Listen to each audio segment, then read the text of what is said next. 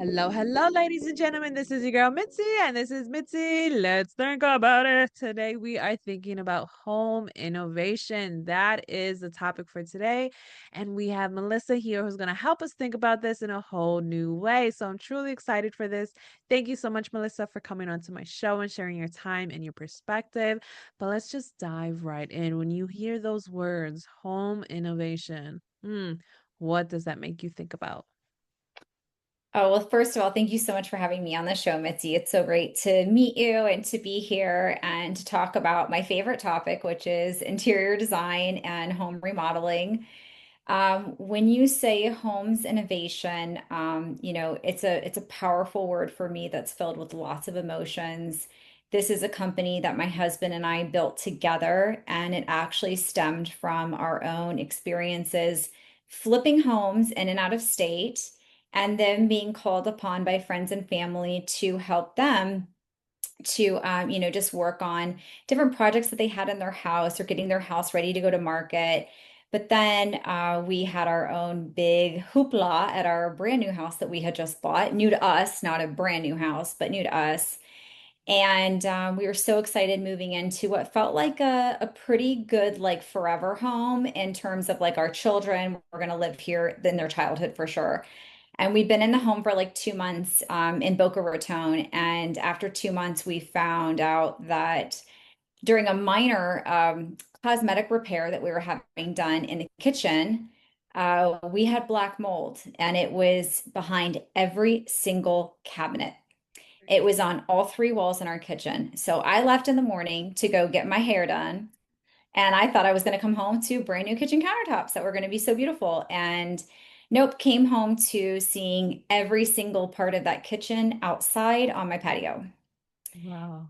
And that experience was, just one of those like nightmare situations. You're kind of like, why me? Why now? Inconvenient time. What a wet blanket on like a happy moment in our chapter in our lives.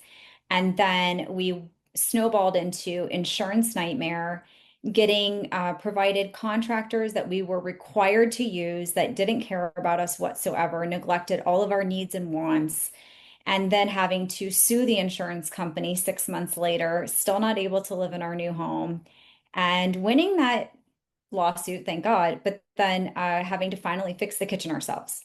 Mm. And when that happened, we said, you know what? We should really do this as a business. This should be our business. This feels like a divine intervention moment. This feels like a little nod from God. And I really felt in my soul that I wanted to help other people. I didn't want anybody else to ever go through what I went through because I did not feel seen. I did not feel heard. I did not feel taken care of. I felt taken advantage of.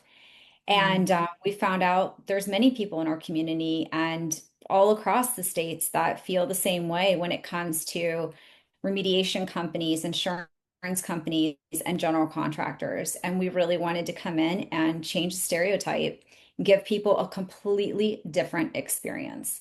So when you say homes innovation, I'm literally bursting with like pride because this means so much to me. Oh, yeah, absolutely. That's your testimony. You know what I mean? You really did make something that was meant to, I guess, destroy you in a sense, to really be your stepping stone to help other people, to really turn your life around in a way. Like you, who would have thought that mold would be the driving post to your business and for you and your husband and for your family to now really take that initiative to really help others because yes, oh my goodness, the insurance companies, they really look out for themselves, and certain contractors, they only care about as far as they feel the need to care, and it's really not much depending on the contractor that you're working with. Some people, they're in the contracting business because they really do want to help out, and sometimes they're just for the money and just to try to lag out the project as long as they can. So it really does make it difficult. But how do you necessarily know which contractors are there to actually help you or not? How do you decipher that? There are Decipher, definitely discern. some red flags that you can be aware of. One of the biggest red flags for us that we hear about, and we're like, oh, that's not good, is when they don't want to give you a contract, when they can't show their license, when they can't show their updated insurance, that year needs to actually be stamped with the year that you're presently in. Those things are really big red flags. You want a contractor that has things organized, that has organized communication. If they can't clearly note every phone call and send it back to you in an email or in a text message, put things in writing. It's a really big red flag. They should feel confident putting what they said they would do in writing for you. It helps you and it helps the contractor to keep communication streamlined and open. So that's a really big red flag for us that we notice for sure is them just having an unwillingness to put things in writing. Oh, absolutely. Because if you really think about it, wouldn't you want it in writing? Wouldn't you want it in some type of contract that makes them obligated to do such work at a certain and finish by a certain time? So to not have that, yeah, that I would understand how that is a red flag because oh my goodness, I couldn't even imagine. I think that's the reason why a lot of the times people just don't want to go into buying a house because of just the thought of something like your situation, finding black mold or finding termites or finding anything that could be a really stressful situation. Or even I knew somebody that ended up buying a house not even realizing that it was a sinkhole at one point. You know what I mean? So Oh my that's gosh. very stressful. So Oh, I feel wow. like having that open communication is a really big thing because my grandmother, she had a home in Fort Lauderdale and she was trying to renovate it and then those contractors, one of them fell and they were trying to sue her and they were trying to blame her for all these things and it was just a hot mess. Like I felt so bad for her because it seemed like they were trying to scam her anyways because she's an old lady. So just like oh Oh, yeah. it's very stressful to really think about not dealing with people who have a good a good heart into the business. So I guess how can people start thinking of renovating or innovating their home differently? Well, really, it just starts by identifying what the house needs. I think needs go before wants for sure.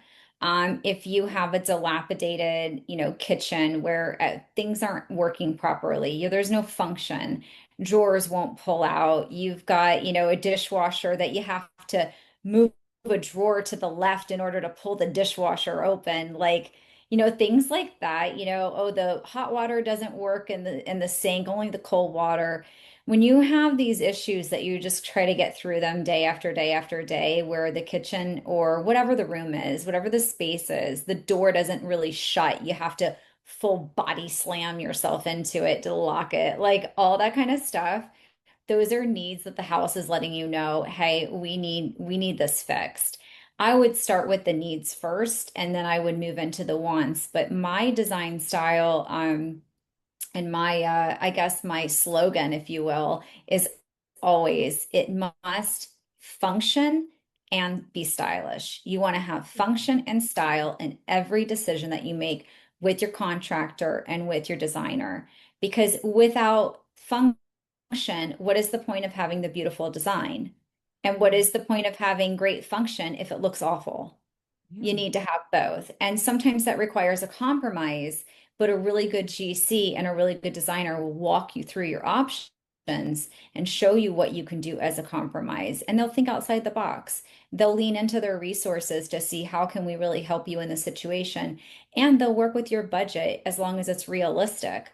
We can't realistically give you a brand new shower for $1,000. That's just never going to happen. That's barely going to cover your materials. It's not even going to touch the labor and things like that. But yes, that's definitely something that I think is my motto, function Yeah, and style.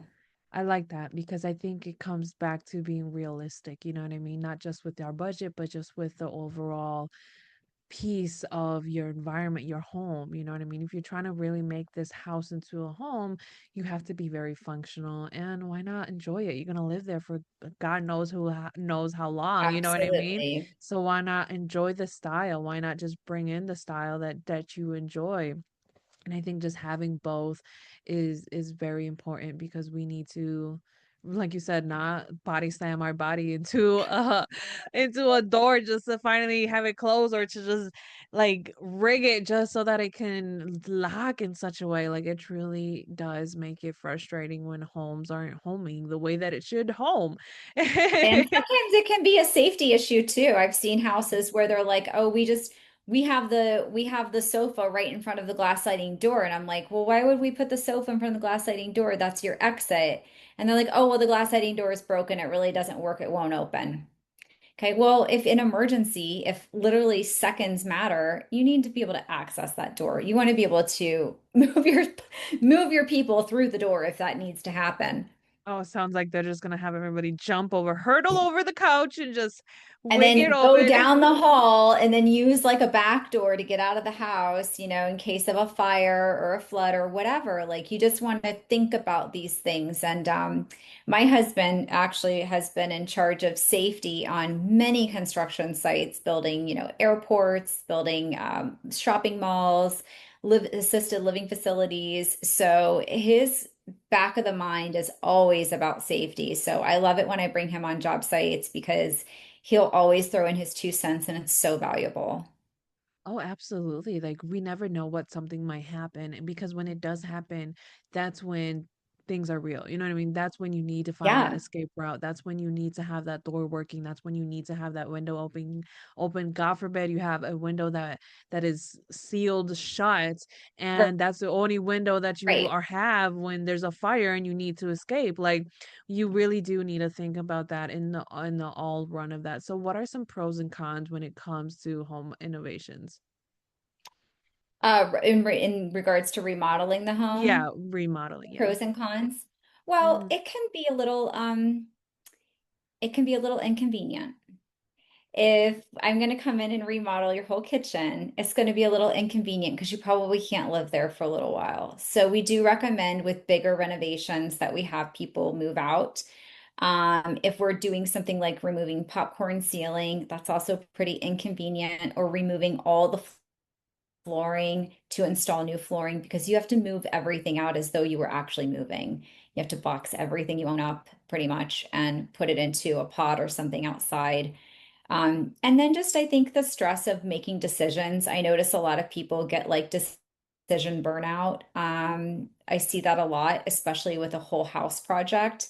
Mhm. So I think at some point that's when the designers and the GCs have to maybe take a client aside and have like that come to Jesus talk with them. If they feel like they want to be included in every decision and they've made that very clear, but you're 3 months in and you're seeing their decision burnout is high.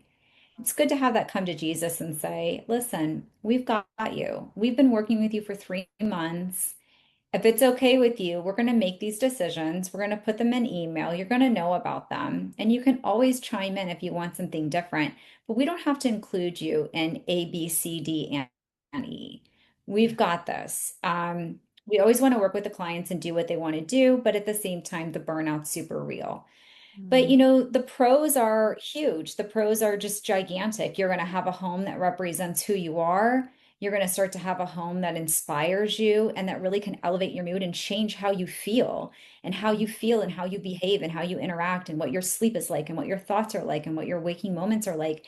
And I think there's so much value in that alone. Mental health, I think, is a huge increase when you have a space that speaks to who you are.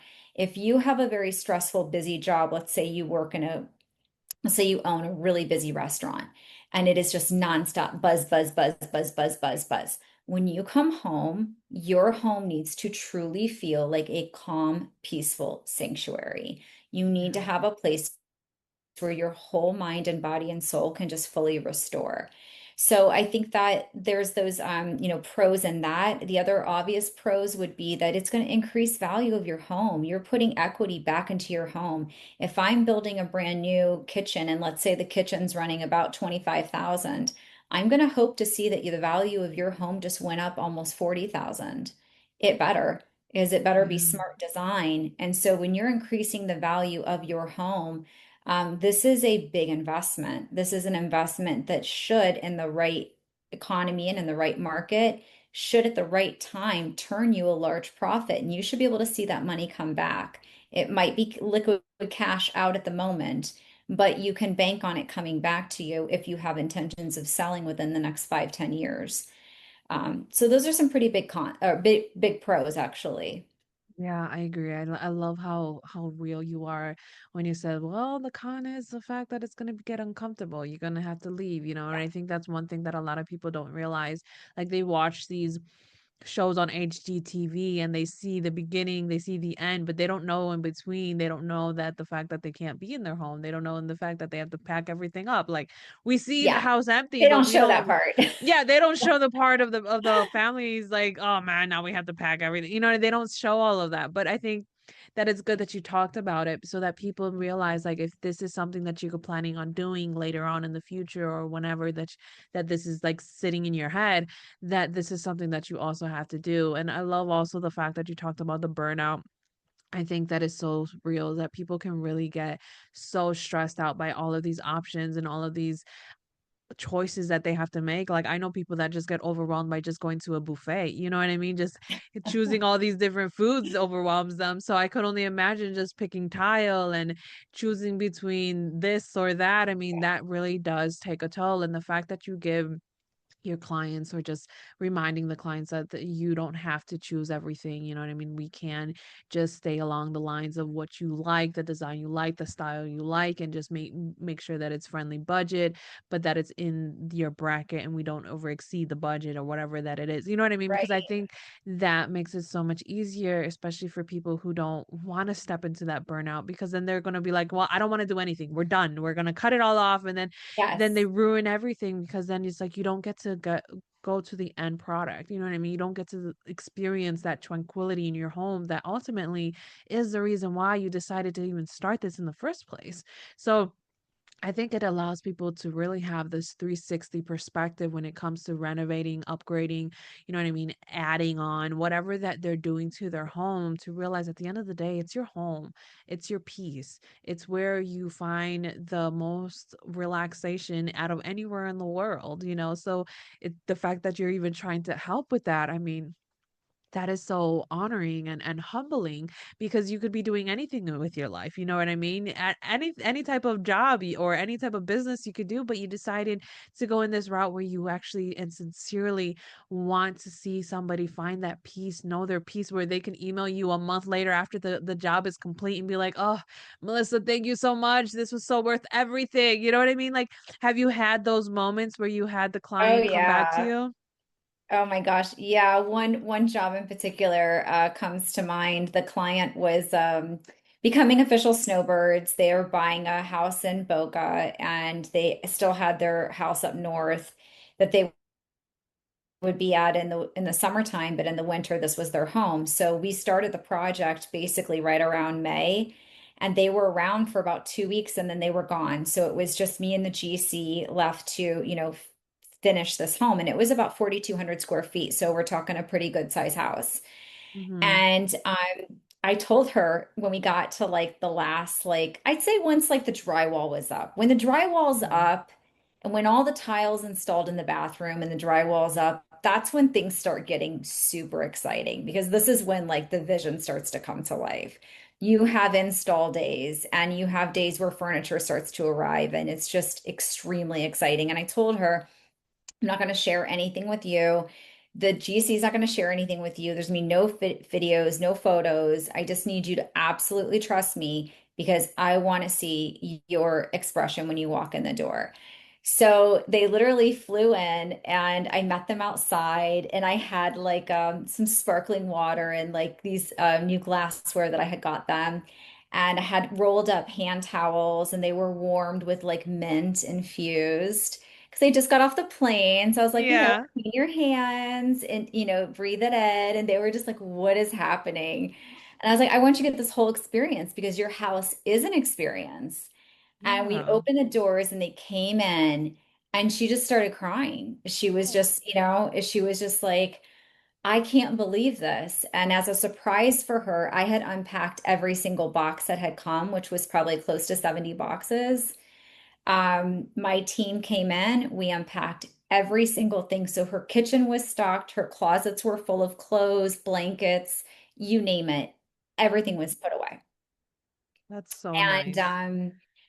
and I thought back to the trials that we had had on that project, the hiccups that had come up, the issues that kept me awake at night, the things that didn't go the way I wanted them to go. And I had to overcome those challenges and do what was best for the client and put myself second. And sometimes that involves, eating some money. It's on me. It's on me to make sure that the client is happy. That is the end goal. That is the only goal. Mhm. And to see the look on her face, to see the look on her husband's face, which, is sometimes a little harder to please the men. I just literally was like, this is why I will keep doing this year after year after year after year, because it was Yeah. that rewarding. Oh, I believe it because you get to have that peace of knowing that despite it all, this is it. You know what I mean? This Yeah. moment of just pure joy of knowing that they finally get to have a home that they feel comfortable in, that they feel safe in, that they can enjoy in, and they can bask in with their families when they come into town. Like I lived in Florida, so I know exactly how Yeah. those transports Oh, they are, you know had what the I view mean? of the golf course, like floor to ceiling windows, total view of the golf course with the lake right there. Oh, So that's it so was nice. just green and blue, and then the blue sky above the green. So it was this mixture of like gorgeous blues and greens, so tranquil. I didn't even put up drapery because we just had like the roller shades come down because this was the view and you didn't want Yeah. anything to impede on the view. It was just this view, didn't need to be framed. It was just very modern, like floor to ceiling windows and check out the view. And it was amazing. It was really amazing. Like I would, yes, go to hell and back to have that feeling again. I think in a weird way, like designers who are like me, who get that bug, we kind of chase that feeling. We chase that feeling of saying, I jumped over 1,000 hurdles, blood, sweat, and tears. And it was completely worth it because look at what you and your family are going to enjoy for decades. I don't know how long, but long. Yeah, right. Absolutely. I know exactly what you mean. Like, I love watching the Magnolia Network and seeing all of the work that they've done Yes, with these houses and just HGTV, just all of these houses from the beginning to end, from even the disputes. Because I've even seen sometimes the clients and the contractors fighting sometimes, or they have to get this disagreement. Like, I don't want this anymore. I need this instead, or I want this instead. And right. then, like at the end result, that's all I care about. That's all I care about. Sometimes, like, okay, It's I'm at someone's house, forgotten. but yeah, it's the It's best like part. It's like childbirth. You go through all of Yes, that yes. horrible, horrible agony, even if you have a bad pregnancy and your pregnancy is rough. And then the baby comes, and within like a couple weeks, you're just like, I don't really remember. I just got this now. And that's all I could think about. And I can't think of anything else. Yes, that's the best analogy that anybody can really think of because it is because I know. I mean, I've given birth to my two sons and it was, Yeah, oh my me too. goodness, crazy. So it's just like the aftermath is so much more rewarding. So yes, that's a Yeah, great way to think about it. Oh my goodness, yeah. thank you. So I know time is catching up to us and I'm sad because I feel like I could keep picking your We brain could talk and go forever further. about this, all kinds Eh, of stuff. exactly. There's so many avenues, but what can be some lasting words that you can leave us off with to keep on thinking? Okay, so this is really important. And I'm glad you asked this question. We are in September, August. We have September right around the corner, and we are walking into probably a very active hurricane season. And anybody along the coast, anywhere in Florida, all the way up to New York, we've seen the hurricanes go everywhere now. We tend to think that hurricane preparedness is very limited to things like having water, having gasoline stocked somewhere, canned goods, board up your windows, put the shutters down, right? That is fine. That's like reading the pregnancy book and then not knowing what to do when the baby comes. So, Yes. what do we do when the storm actually hits? Well, I'll tell you what's going to happen. You're going to need immediately someone to call who can come over and fix whatever damage the storm caused. And maybe it's not you. Maybe it's your sister. Maybe it's your neighbor. Maybe it's somebody you work with. Somebody's going to ask you, who can come? I need a quote. My garage door got crushed. Who do I call? So many shingles are off my roof. I'm going to probably need patching or I'm going to need a new roof. Who do I call? My fence blew down completely. The person you need to call is your general contractor. General contractors have relationships with every single business you can think of in your community. We already know who's good. We already know who's not a con artist. We know who's going to give you a good quote, and we can get multiple quotes for people too. The other Mhm. two people you need to know before the storms start hitting is your public adjuster. That's who you're going to call first before your insurance company, Mhm. public adjuster. And then the other person you need to know and trust is a restoration company, mold, water, fire restoration. Mhm. Those guys almost get a worse rep than contractors, and it's not for no reason. They can really walk in and shove a paperwork in your face and tell people they have to sign. And once you sign that paper, whew, it can be tens of thousands of dollars now that you owe. And you're going to have to fight to prove that you don't because they can pop some fans in and say, oh, that's $80,000 now. And you look at the bill and you go, that's insane. There's no way. I've seen it 100 times. Know who your restoration company is, know who your public adjuster is, and know who your general contractor is this hurricane season, no matter where you are. Those are the three people that have got to be in your phone and that you trust and that you have a relationship with, even if it's a new one where you're just like, hi, I heard this tip.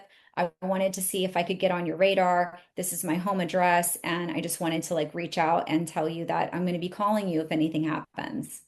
And that brings rapport, you know what I mean? Especially for the other end of the general contractors, the restorations, the public adjusters, all of them at the same time. Like that's right there. You get work, real work from real people that may need you. You know what I mean? That Yeah. brings a good relationship for the community. You know what I mean? So at the end of the day, that hurricane season, it's a real one. I experienced my first one when I was down there, and it was intense. Like I didn't realize how intense it was until they started boarding up the windows, and then I was just like, oh, this is a lot. Like, you know what I mean? It was a lot for Yeah. me because I'm from up north. So it was a whole new experience. And hurricanes are something that you just don't necessarily joke around with because it can go from calm to intense in matter of seconds. And my husband, he's from Houston, so he's used to all these hurricanes. For him, Yeah. these strong winds and strong weathers and all that stuff, like for him it was nothing. I remember him told me that one time there was a hurricane so bad that he ended up just sitting on his porch on a little raft, and he was just there just chilling, and I was just like, that for me would give me anxiety just thinking Oh about it. my Like I could, gosh. like I couldn't just even think about it just because that's how high the level of the water was, and I'm just like, I can't even imagine. Like, and you're talking about it like if it's another day in America. Like I couldn't. But to each its own. He lived there for a very long time, so that's no here nor there. Anyways, Yeah. Well, and I'm a Floridian, so I can understand that and I can respect that. I mean, when I was a teenager and hurricanes came through, we called them hurricane parties. We were excited. yeah, We weren't yeah, bummed. They were also only category threes back then. So 1996 or 1994 was Hurricane Andrew that wiped out Homestead. And that took out a huge division of homes that weren't built to code. So they mm, leveled every single house. And that was really huge devastation. But those were category threes. We don't have category fives, and they're yeah, normal. And so the more that this keeps happening, I don't see it going away.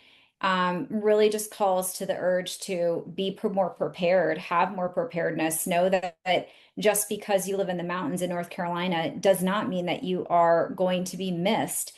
It can absolutely come for you, even if you just get like a heavy band that comes through and causes flooding. And it's so much rain that your poor roof has never experienced that before. And now you have a leak. And now you feel more stressed than ever before because now, not only do you have a leaky roof, now you have to go figure out who's going to come and fix it. And are you going to trust them? And you're starting from scratch. So, my best advice is get ahead of the game. Walk into this hurricane season way ahead of the game. Have these three numbers in your phone and feel good and sleep good at night, knowing if the worst happens or even just a little damage happens, I know what I'm going to do.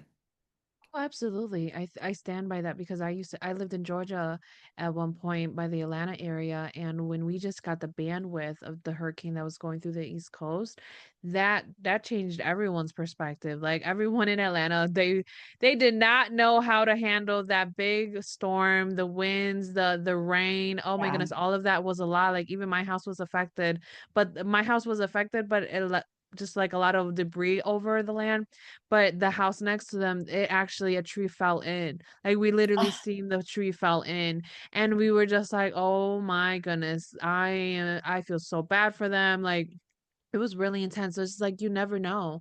You never know. And to have that preparation is better than to not have that preparation. And then you're panicking, scattering around, trying to figure out what's yeah. what. But if you have that preparation and then you know what to do and how to handle it, and you feel more confident and you have this peace of mind, like everything is truly going to be okay. And ladies and gentlemen, if you enjoyed this conversation as much as I did, because I sure did, go check out Melissa, have access to her website, access to all the greatness that she has to offer the world so that you can continue on thinking. And if you're in Florida and you want to contact her and have her be your backup, well then go ahead. I know I have a lot of Floridians who listen, so go ahead and hit her up so that you can feel safe and secured and have this peace of mind that somebody's real is going to be behind you through anything, through thick and thin, right? So with that being said, bye.